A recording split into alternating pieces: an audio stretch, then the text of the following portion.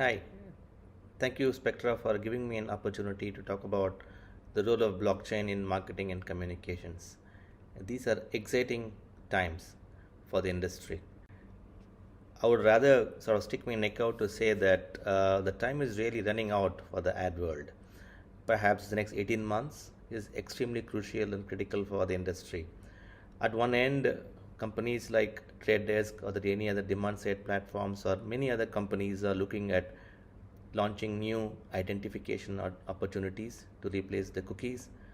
Publishers on the other end are talking about creating some consortiums to overcome these challenges, not to ignore the industry itself, launching something like a responsible advertising in the marketplace. Why is this happening today? I would say the time has really come up to wake up and smell the coffee. Three broad trends. One is the deprecation of third party cookies, which is focusing on privacy preserving targeting alternatives, where consent and provenance is now becoming a regulatory requirement in the industry. At the other side of the spectrum, advertisers and the advertising industry body is focusing more on collaboration and standardization of different taxonomies in the industry today to resolve many unknown things that is in the digital advertising supply chain. At the fundamental level, 90% of the marketers today believe that their consumer experience technology has not been really up to the mark. Many alternative solutions are being fixed up right now, but yet to be resolved. I believe these are new standards and policies that's required in the industry today. I would call it as the new three P's of marketing. Privacy, provenance, and personalization is now going to be the bedrock of the new advertising and communications industry. GDPR, CCPA, or whether it is Personal Data Protection Bill or Act in India or in many other such industries and countries today, is focusing on enforcing compliance in managing customers' data. Privacy is now at the heart of marketing communications. Equally important is the provenance of it. Whatever we are doing with the data which the consumers are given consent to is becoming very, very important. Without privacy compliant and ability to provide provenance of what's been done with the data, personalization is not going to be up to the mark or compliant tomorrow. So privacy, provenance, and personalization is what I would call as the new three P's of marketing. Let's dig deep into it in each one of them in some form. Today, whether it is Safari or Firefox, which probably is one third of the browser industry, already do not have cookies to track consumers. Google has announced it some time back. They just held their agenda and they're talking about the next 18 months' time to have a different kind of privacy preserving techniques with the Chrome browser. So in the next 18 months' time, across all the browsers, we'll have some form of privacy preserving approaches to ensure that third party cookies are not tracking consumers randomly without consumers' consent. Big difference to the industry. When this is being played out, the general view is that, and supported by Winterberry Group, is that the media world will further fragment into a set of walled gardens, each one of them having their own privacy preserving techniques, and there will be an emergence of few private gardens and a set of communal gardens, and those who don't belong to any one of these three will probably have to be called as the rolling hills. So the open web as we see today is going to be a bunch of gardens as we go forward, which is the huge difference to the way we see the world today. So what does it mean from a marketing perspective? Extremely fragmented and disconnected consumer journey, because each of these gardens will have their own methods and approaches of privacy preserving techniques, loyalty programs that needs to be done across various programs, whether it is content marketing initiatives. Everything is going to be disconnected between each other because each one of them will need to have their own approach to protecting the techniques, which is a huge concern for marketers going forward, and aptly captured by WFA as what that needs to be done in answering some of these things. And they have created a global principle which I would call as the new age challenge for the marketing industry. At the heart of it is privacy, transparency, trust, and what it means is that privacy, provenance, and personalization leads to reputation, growth, and productivity for the industry. This is a tectonic shift for the industry. An industry built like a Tower of Babel with close to $120 billion of money that's being spent in different technologies today. That entire system is going to go for a change or an overhaul or a new approach, and there are many solutions that's being talked about it today. Nothing yet is clearly in providing quite a clear answer to that. I would also like to give that perspective. Forrester talked about this beautiful construct which says that 40% of the marketeers are looking for new technologies in solving this problem, because we're talking about systems of insight on one side, systems of engagement or activation on the other side, and the enabling technologies at the bottom are all disjointed today.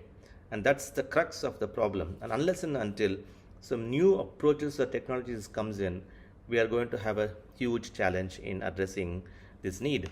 And at the heart of it is the fact that more than 2/3 of any enterprise data today do not belong to them. It is with somebody else. Gone are the days of the past where companies can have their own data sets, their own server, building their own castles of data, and that's gone away. We are living in a world where every enterprise, every company will have to find a way in which they can collaborate, engage with more companies to ensure that they can enrich the data sets. That's the crux of the problem, according to our view. What it means is that every time a digital campaign is conducted today, at least 6 to 7 enterprises are duplicating the data sets across different roles and responsibilities they do, whether it is a demand side platform or a supply side platform or any of the creatives that's being built or the data sources. Everybody does it every time and they share it with everybody else. It's cacophony in some form or the other. So what if instead of duplicating these sources, we can find a way in which it can be unified, where customer data platforms, audience delivery platforms, or identity resolution platforms. I've just sort of simplified it to show 3 of them today, but you can look at it as more than 3. But how can we find a way in which we can seamlessly unify this source of information so that we don't spend too much time in duplicating it, and in the process provenance and privacy and its compliance can be managed very well. That is where better discovery of the campaign and the results can be kept in, because you don't have to necessarily duplicate it every time. Everybody in the ecosystem shares the data in a common platform that helps everybody to discover systems very well.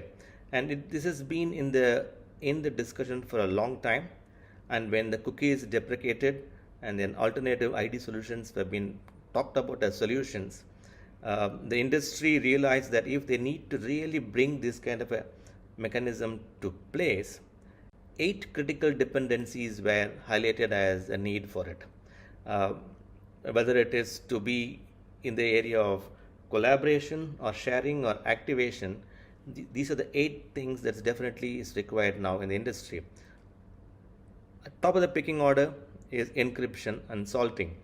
Every enterprises in the future needs to have some kind of encryption technologies where the data sets is safely protected and encrypted.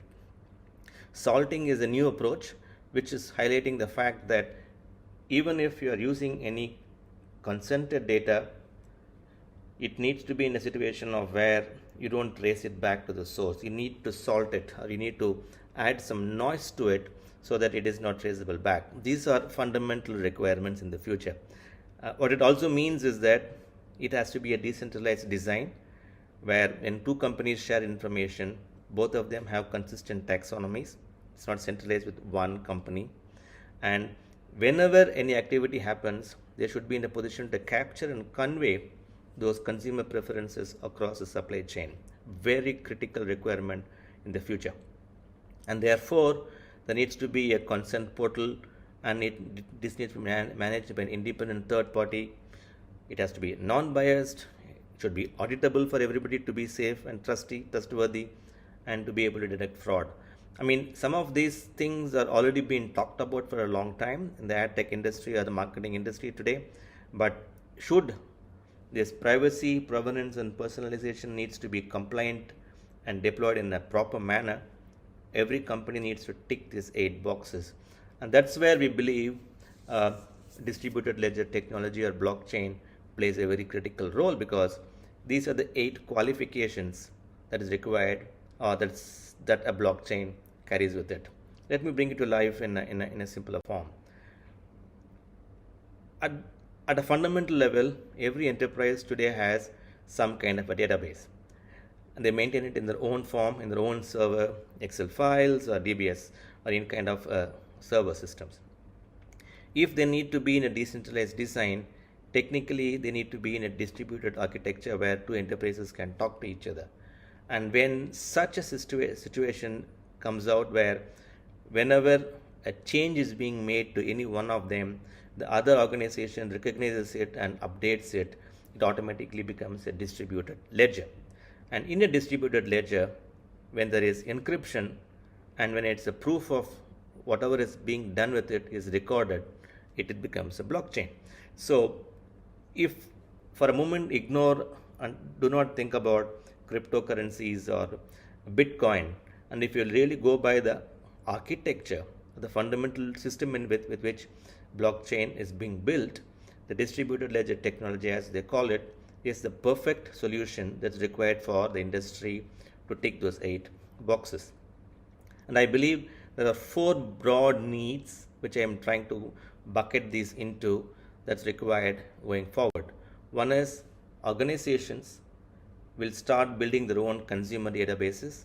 They will start building their own transaction of inventories and whatever they do with it, and all the behavioral data they have with them is recorded with their own system, and they start sharing it in a distributed manner with other organizations. The future of databases will move from building your own castles of organizational silos in which you hoard information towards a distributed database and a distributed ledger.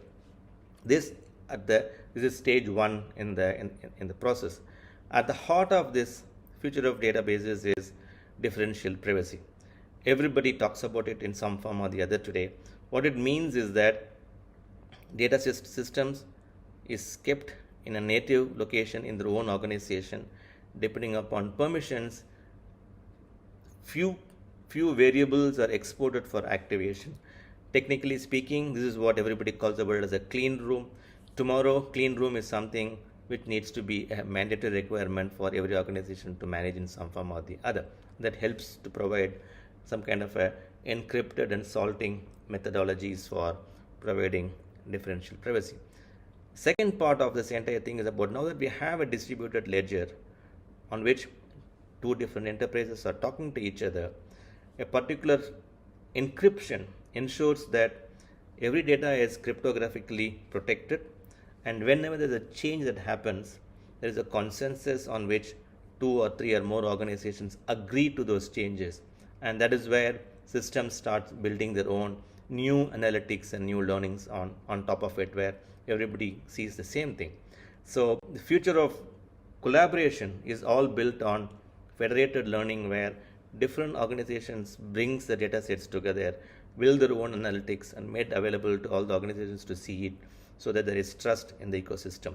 So differential privacy and federated learning are the 2 critical things that will be driving the future, and therefore the blockchain technology comes to play.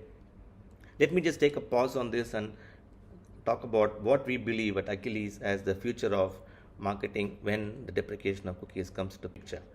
At the heart of it is consented audiences. Consumers have the right to hold their own data, and they provide consent to activate their information, and brand will need to work with a consented consumer who is willing to share their own data, and they do the same thing with the platforms as well. So the brands and the platforms will need to engage with consented audiences in creating marketplaces.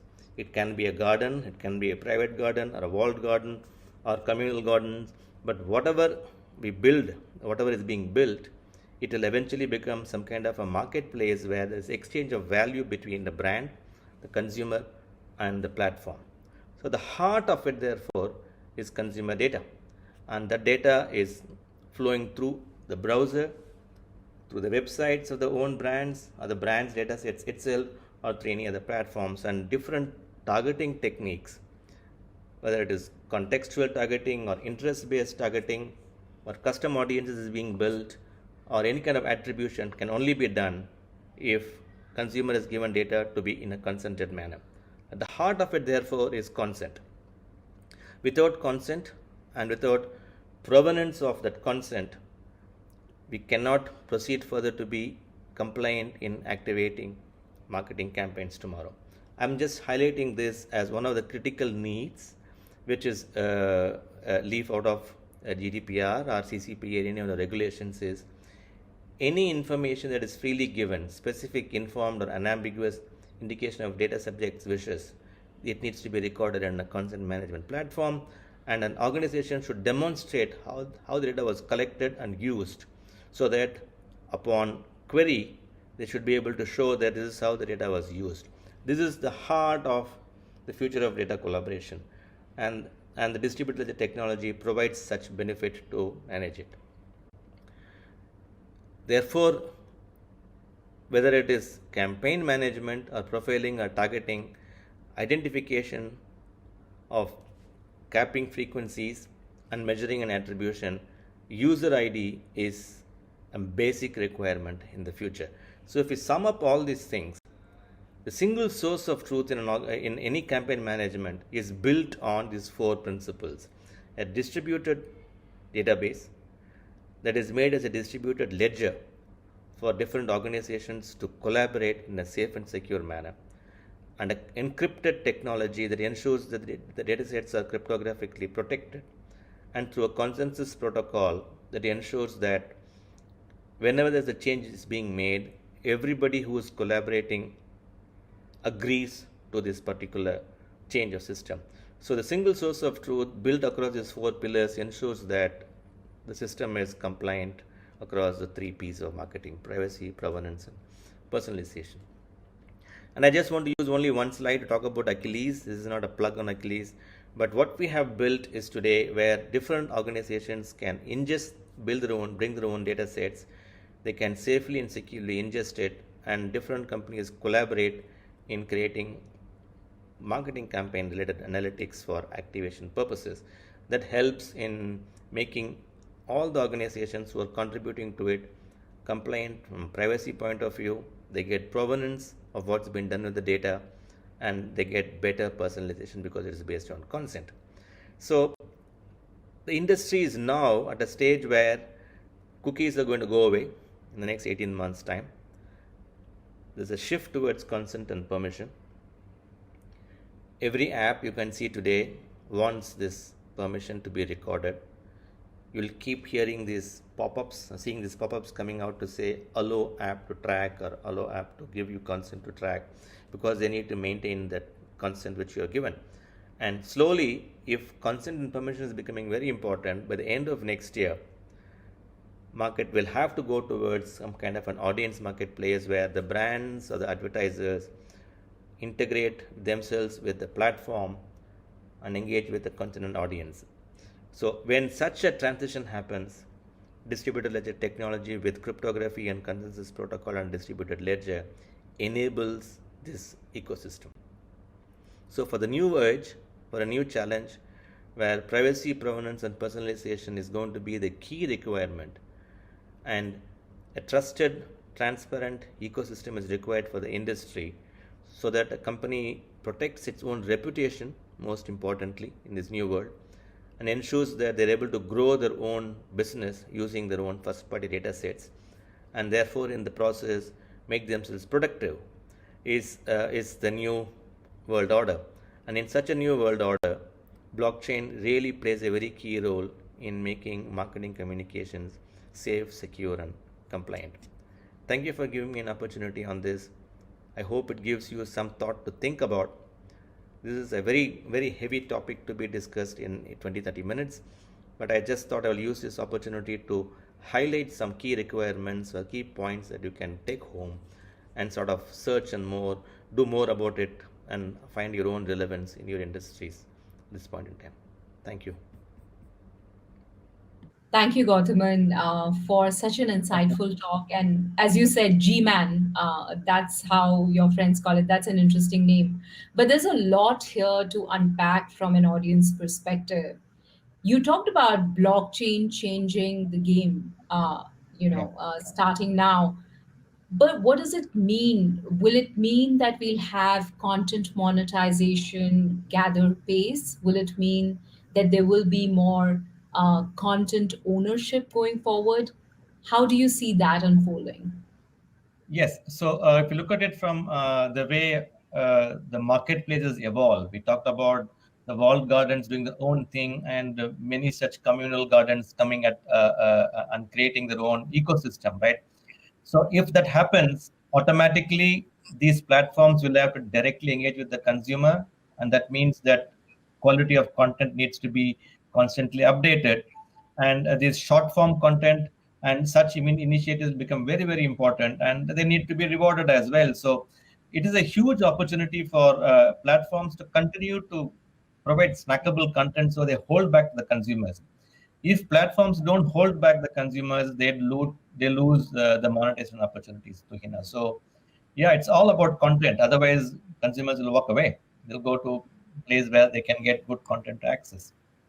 So when we hear conversations and talks like yours, Gautam, the big question is what's going to happen in the next few months and how my life is going to change if I'm a marketer or a communicator. So can you give us a view of how does the short to medium term, let's say 18 months, look like? And when we are firming up our plans, allocating budgets or planning our skills, where should we bet on, or where should we put our money in? It's my view. Hopefully, it makes sense to everybody. The reality is that when I talked about 18 months time is when Google really pulls the plug on the cookies on the Chrome browser, which they say it is going to be the first quarter of 23 at second quarter of 23, right? So everybody has next 18 months time to find a way in which tracking can be done in a concentrated manner. That's the challenge today. And Google talked about their own proprietary approach called Flock, which did not really was consented, so they have to trace back.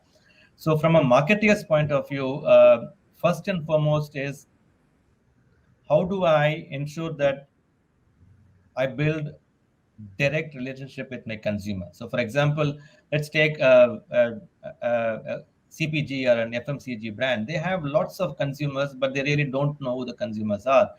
Compared to, let's say, an automobile brand, an automobile brand will know every single person who has bought a car because I've given them my email address, my details, and everything else, right? So there is a way in which some of the brands can directly talk to the consumer. They can prospect and target. Certain brands will struggle, will not know who the consumers are because we have been using cookies as a decoy. So first and foremost will be to have a better understanding of our own consumer and know the consumers better. Try to build your own strong database, and use the next 18 months to do some good trials and test campaigns in different approaches because there is no one solution. And we need to partner. They should be able to try it out with like-minded companies to see if they can complement each other. Secure sharing of data and how I can do it in a safe manner is what they should be trying in the next 18 months time. If I put it that way. Probably it's a culture shift as well. It's a That's right. mindset Yeah. shift as well. But you talk about consent and privacy, and you mentioned GDPR and the data privacy laws becoming more firm and real on the ground. But that's been there for a while, and still, what you see, the digital economy is there, whether we like it or not, thanks to Right. COVID. But the policies haven't kept pace. But you say that it's going to actually be the change agent. What has changed according to you that we will see that acceleration? Okay, so had it remained only with GDPR in European Union, which came quite a few years back, many of these companies would have just continued to plod along and keep paying fines in France or in Germany or Italy and continue to get on with life. But what happened is CCPA, which is GDPR's equivalent, comes into effect in the US. And then every single other country is slowly going to deploy it. Like India has got a privacy protection bill, it's going to become an act. We all know that China is just going to follow their own new privacy laws. They have been cracking down on apps, snooping around with customers' data. Indonesia is going to do it. So the regulators are giving more importance to customer consent, not just with GDPR, but with individual countries now. That's the trigger. And when CCPA comes into effect, all the big tech companies who are based in California needs to comply with it. And then there is the realization that they're not compliant today. And just last week, Facebook announced that they now have a new compliant approach to targeting consumer, as if they were not been compliant so far. So, I mean, it's like this is waking up to the reality that regulators are now going to really make the tech companies or anybody else to have informed consent and engage with the consumers in a compliant manner. So Yeah, that's the trigger. what I hear you say is we are at an inflection point, That's and right. that's why the next Absolutely. 18 months is very Yeah. critical. Let me come back to blockchain. And there are two schools of thought on blockchain, right? There are naysayers as well as there are those proponents of blockchain. So let's talk about that technology for a bit. Is it, will it deliver the promise it holds and how you talked about it? And is there a case for demystifying or bursting some myths? Because there's a lot of compounded confusion with Yeah. crypto angle coming into play as well. So would love to That's right. hear your thoughts. Yeah, absolutely. So, I mean, for starters, this is not about cryptocurrencies. We are not talking about bitcoins or any such the tokenization of the assets or industries. Simply put, we're only talking about blockchain technology or the technology that runs behind the blockchain or a Bitcoin, and that is just a distributed ledger technology, which essentially means that more than two or three organizations can exchange information through a shared ledger, which means that everybody sees the same database. It's like when I open a Microsoft Excel, when I make some changes, another company can also see it and they see the changes so that whenever I make some changes, they agree to it. And that's a simple approach. So we are talking about blockchain from a distributed ledger technology angle, not a crypto or a token angle. And And and if that's you an look important differentiation. differentiation, absolutely. And if you look at it from that perspective, many companies are already doing it. I mean, it can that's worth another session to be honest. But if you look at it, I mean, for those who are listening to this, you just go and search for Amazon web services. They provide blockchain services. I mean, organic companies can, when they have a supply chain that needs to be resolved, you go and participate and ensure that your entire supply chain is on the chain. So Azure provides blockchain services. So it's not that it is not yet been done. The challenge is everybody jumps into cryptocurrencies and tokens, and therefore they say, I don't need tokens in marketing. And the reality is, yes, you don't need tokens in marketing. But we have a challenge of a long supply chain between the brand and the consumer, ad Yeah. agencies, demand side platforms, supply side platforms, verification partners, so on and so forth. And they all can come together on a shared ledger to improve everybody's requirement. And that's what we're trying to do today. Yeah. Gautam, that was interesting, your perspective on blockchain as a technology, and thanks for bursting some of the myth that comes with it. But let me put you on a spot there. What about other technologies? Because as marketers and communicators, we're constantly having this conversation about technology adoption. So, if you had to take bets, what will be your top tech bets so far as marketing and communications is concerned? Privacy compliant data. I think that's the heart of it. Okay, so clean room or an ability for each of the organizations to maintain their own set of databases and ability to record consent. I mean, the consent management and what they call as CDPs today, I think will become an essential requirement for every single enterprise. I think without CDP, I think you will not. There's nothing to start with. No. We can't let you go without a bit of crystal ball gazing, G-man. So let's see if there's so much of tug of war and conversation around where does human creativity and technology find that fine balance. So if I have to ask you, what will the role of human creativity, let's say in the decade ahead, what will be your thoughts? Yeah, see, I've been a victim of these algorithms for too long, and I hate it. To be honest, okay. I wish there is serendipity in life. So areas where unexpected things happen, not that everything is programmed and there is an equation and you know everything that's going on. And the recommendation engine snoops around and tells you exactly what you want. I mean, that's like a red pill world, right? The creativity comes in when there is serendipity, there is something unexpected, something new, or something which like a breath of fresh air, where things that is not part of the bubble, and how do we find it, how do we create it, is where the challenge for human creativity comes in. And that means that we'll always have to think out of the box at every stage. um, uh, while authentic sources are very important, how can I be beyond that, looking for authenticity to find something new? um, so I wish sometimes there are no recommendation engines, and I'll be very happy. I mean, that's uh, that to my mind is the crux of the challenge today. Serendipity, if only we can bring it to some form. Absolutely. I think, the beauty of the unknown, as you Yeah, put. that's absolutely critical. Yes. Thank you so much, Gautam. That's a lot to think about. And thank you for your talk and all the Thanks, insights. Thank you so much. thanks a lot.